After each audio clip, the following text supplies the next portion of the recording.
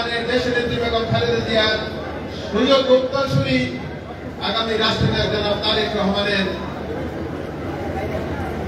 এই মিথ্যা মামলা এবং অপবাদ থেকে তাকে মুক্তি দেওয়ার জন্য জোর দাবি জানাচ্ছি। প্রিয় ভাইরা, আজকে শহীদ রাষ্ট্রপতি জিয়া রহমানের শাহাদাত বার্ষিকীতে আলোচনা করতে গেলে অনেক কথা বলতে হবে। আমরা এই সকল কথা আজকের প্রধানমন্ত্রীর কাছ থেকে শুনতে চাই। আমি শুধু আপনাদের একটি কথা বলে শেষ করতে চাই।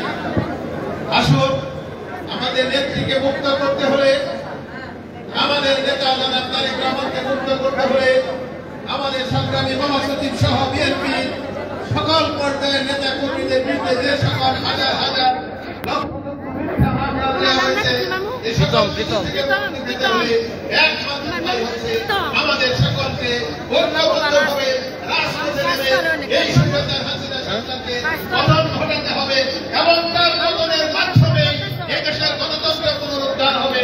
এদেশের মানুষের ভোট এবং ভাতের অধিকার পুনঃপ্রতিষ্ঠা হবে। এদেশের মানুষের কথা বলার অধিকার পুনঃপ্রতিষ্ঠা হবে। এদেশের সকল সাংবাদিক সকলের স্বাধীনতা লেখা স্বাধীনতা পুনঃপ্রতিষ্ঠা হবে। আমরা সবাই সেই আন্দোলন সংগ্রামে